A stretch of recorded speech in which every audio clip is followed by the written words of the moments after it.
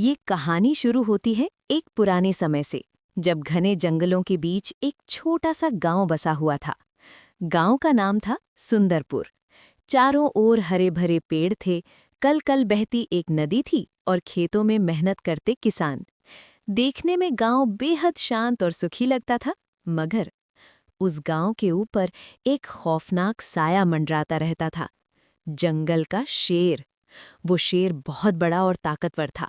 उसकी दहाड़ इतनी भयानक होती कि उसे सुनते ही औरतें और बच्चे कांप उठते। गांव वाले कहते थे, ये शेर इंसानों का मांस चख चुका है, अब इसका लालच कभी खत्म नहीं होगा। हर दूसरे तीसरे दिन कोई ना कोई चरवाहा, लकड़हारा या खेत में काम करने वाला आदमी जंगल से गायब हो जाता। लोग मान चुके थे, ये शेर हमारी मौत का देवता है।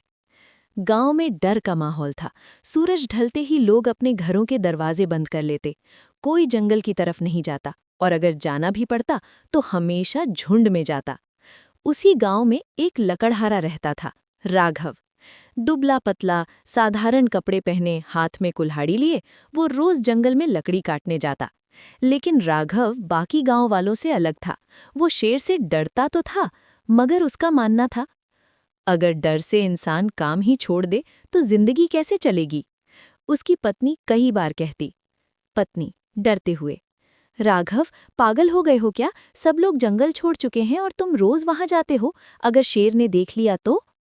राघव मुस्कुरा देता और कहता, राघव शांत स्वर में, शेर ताकतवर जरूर है, लेकिन अक्ल नहीं लगाता, और जो इंसान दिमाग लगाता है उसे कोई जानवर हरा नहीं सकता।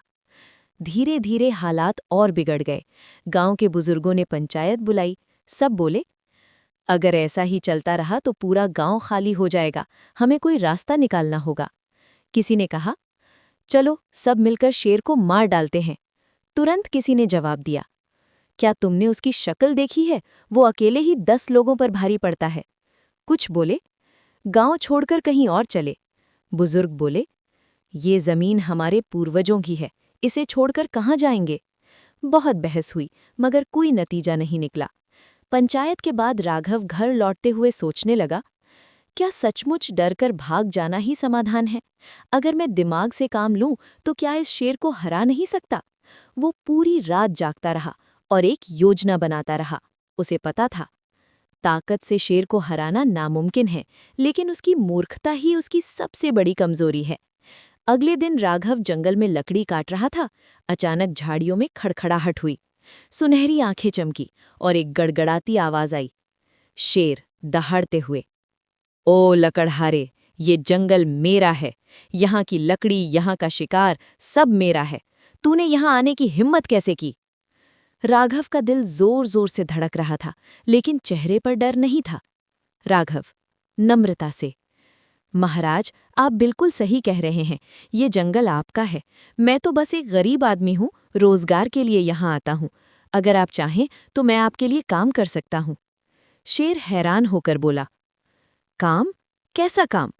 राघव, मैं रोज आपके लिए शिकार पकड़ कर ला सकता हूँ। आपको मेहनत नहीं करनी पड़ेगी, बस मुझे छोड़ दीजिए। शेर सोच में पड़ गया। ठीक है, अगर तू रोज मुझे शिकार लाएगा तो तुझे छोड़ दूंगा, लेकिन एक दिन भी खाली आया तो तेरा मांस मेरा भोजन होगा। राघव, जैसा आप कहे महाराज। खेल शुरू हो चुका था। राघव रोज जानवर लाने लगा, कभी खरगोश, कभी बकरी, कभी सुअर। शेर खाता और आलस से पेड़ के नीचे लेट जाता। गांव वाले हैरान थे। फिर एक दिन शेर डकार लेते हुए, लकड़हारे, अब मुझे इंसानी मांस चाहिए। राघव समझ गया, अब आखिरी चाल का वक्त है। राघव शेर को एक गहरी खाई के पास ले गया। राघव, महाराज, नीचे मेरा सबसे बड़ा दुश्मन है, मेरे जितना ही ताकतवर। शेर ने नीचे झांका। पानी में उसे अपना ही प्रतिबिंब दिखा। शेर गुस्से से, ये तो मुझे ललकार रहा है। राघव धीरे से, अगर आपने इसे हरा दिया तो आप सचमुच जंगल के राजा कहलाएंगे। शेर ने दहाड़ लगाई और खाई में छलांग लगा दी। धड़ाम! पानी शांत हो गया। राघव ने गहरी सांस ली। गांव बच चुका था, क्योंकि ताकत नहीं, अक्ल सबसे बड़ा हथियार होती है।